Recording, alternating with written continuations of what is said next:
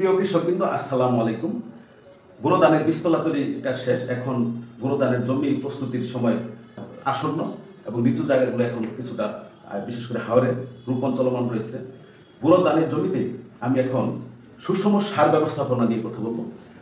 ধানের জমিতে সার ব্যবস্থাপনা খুবই একটি গুরুত্বপূর্ণ বিষয়, কারণ পুষ্টি উপাদানের যদি ঘাটতি হয় তাহলে ফলন কমে যাবে।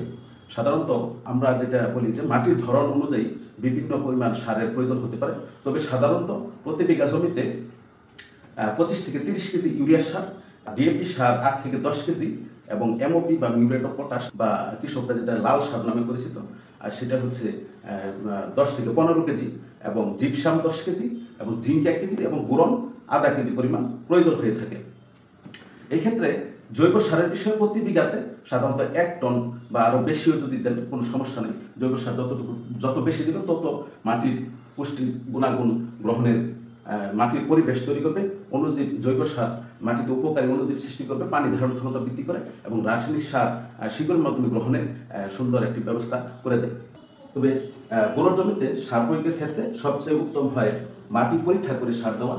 মৃত্তিকা সম্পদ উন্নয়ন ইনস্টিটিউটের মাধ্যমে মাটি পরীক্ষা করে নিতে পারেন, অথবা তাদের যে ফার্টিলাইজার রিকমেন্ডেশন সফটওয়্যার আছে এফআরএস এর এই সফটওয়্যার ব্যবহার করেও সারের পরিমাণ নির্ধারণ করতে পারেন, অথবা BRC Bangladesh agriculture research council fertiliser recommendation guide আছে, সেই গাইডের মাধ্যমে আপনারা সারের পরিমাণ নির্ধারণ করতে পারেন, অথবা এইজেড ভিত্তিক যে সারের পরিমাণ নির্ধারণ করা আছে সেটাও সেই অনুযায়ী দিতে পারেন।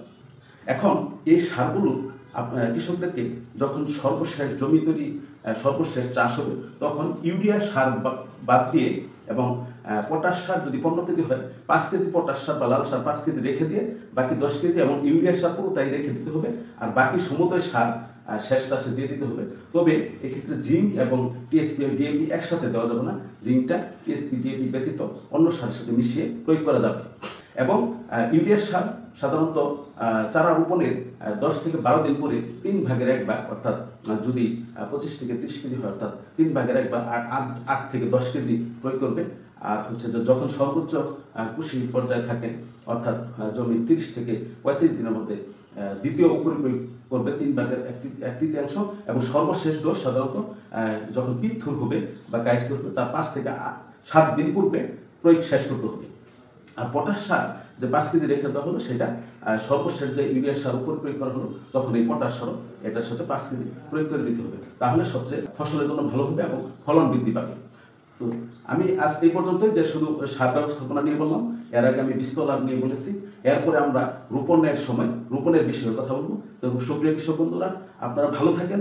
এই ভিডিওটি যদি ভালো লেগে থাকে আপনারা শেয়ার করে দিয়ে অন্যদেরকে দেখার সুযোগ করে দিবেন। আসসালামু আলাইকুম।